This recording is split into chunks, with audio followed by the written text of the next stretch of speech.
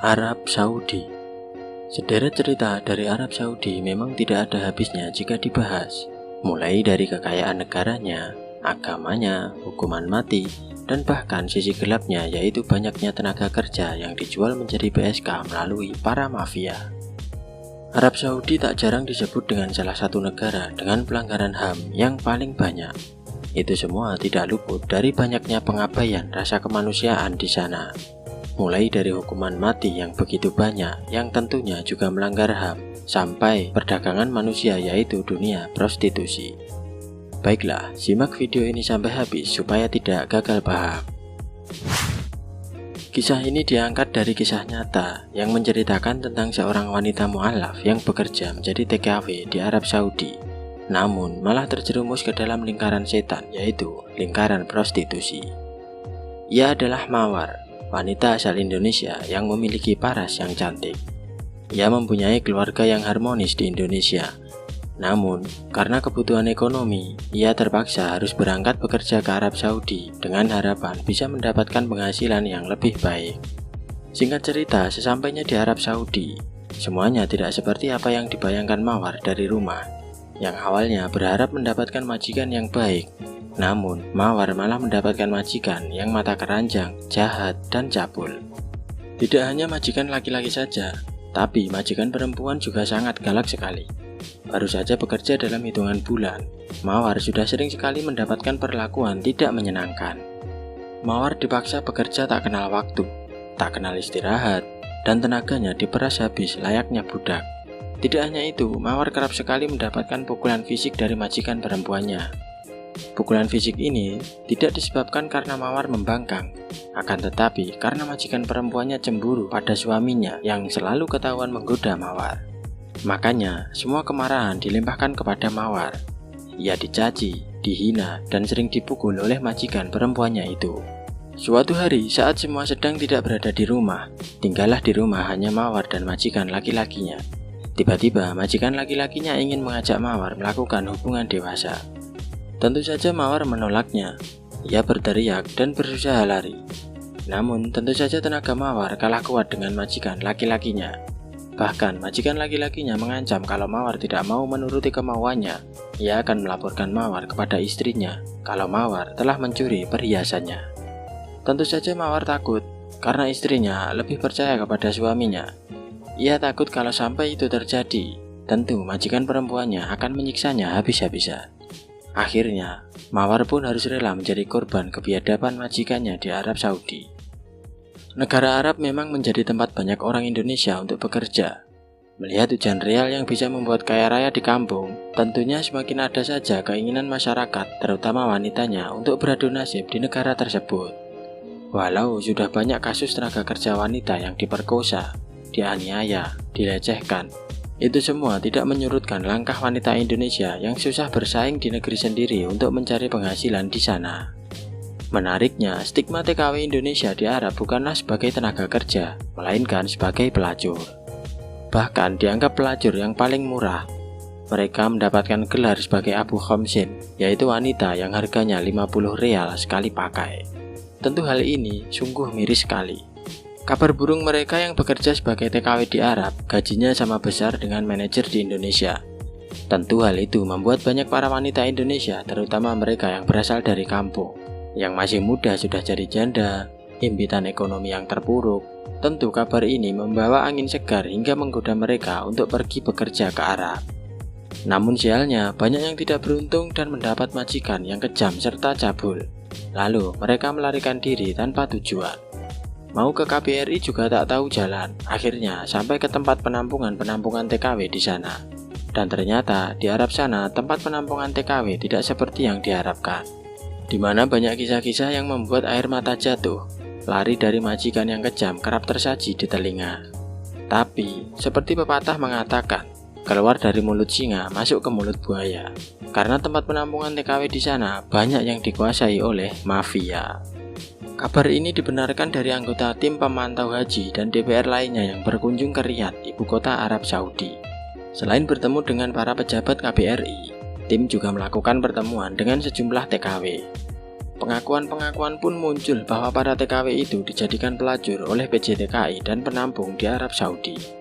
Tim pemantau pun juga menemukan fakta bahwa ternyata para TKW yang dikirim ke Arab Saudi dengan berbagai modus dijadikan pemuas seks di berbagai penampungan ilegal. Penampungan penjajahan seks ini memang dikuasai mafia, terdiri dari warga Indonesia dan juga warga negara lain. Cerita-cerita seperti ini sudah sering terjadi, namun kembali terulang hingga batas waktu yang tidak ditentukan. Walau sudah banyak jatuh korban, tetapi terus saja TKW berdatangan sampai-sampai negara sudah sering dari tahun ke tahun mengurus hal seperti ini yang tak kunjung usai.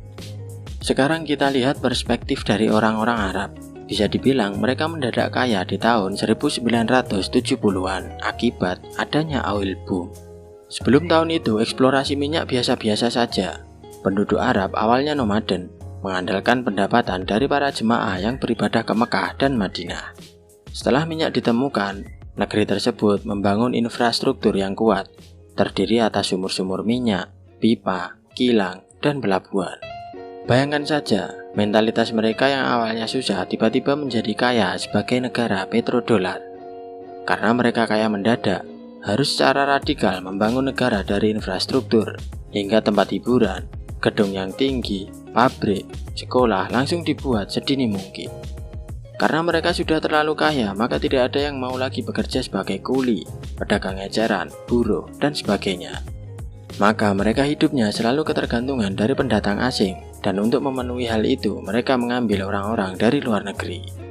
Kebanyakan mengambil tenaga kerja dari negara yang tidak kaya seperti India, Pakistan, Bangladesh, Ethiopia, dan Indonesia juga banyak yang masuk menjadi tenaga kerja di Arab Saudi. Tentu hal itu membuat kaget mereka. Terjadi juga shock culture dan mengakibatkan mereka menjadi rasis yang sangat luar biasa. Jangankan di Arab, di Malaysia pun TKW terkena cap yang negatif. Bisa dibilang hal seperti itu sangat wajar, karena memang uang mengakibatkan kesombongan yang luar biasa. Karena kulturnya yang keras, orang Arab kerap melakukan pelecehan seksual.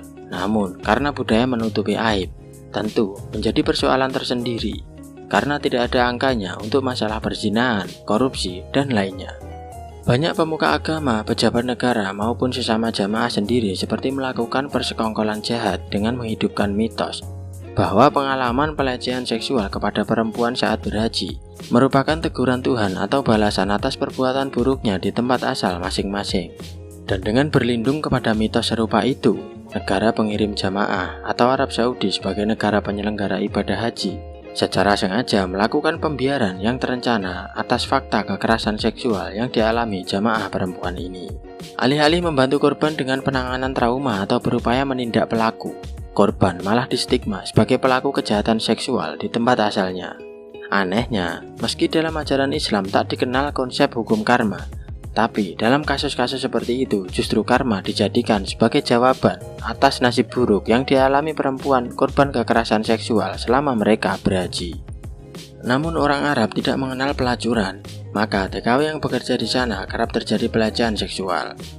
Sedangkan mereka yang kabur dan masuk perangkap mafia di penampungan TKW harus melacurkan diri untuk biaya makan, biaya tempat tinggal, dan pelanggannya adalah orang asing yang kerja di Arab, yang biasanya berasal dari India, Pakistan, dan Bangladesh. Pemerintah Saudi mengeluarkan kebijakan baru, umroh atau haji hanya bisa melalui biro perjalanan resmi. Maksudnya, agar tidak ada lagi jamaah haji atau umroh yang kemudian bekerja di Saudi secara ilegal.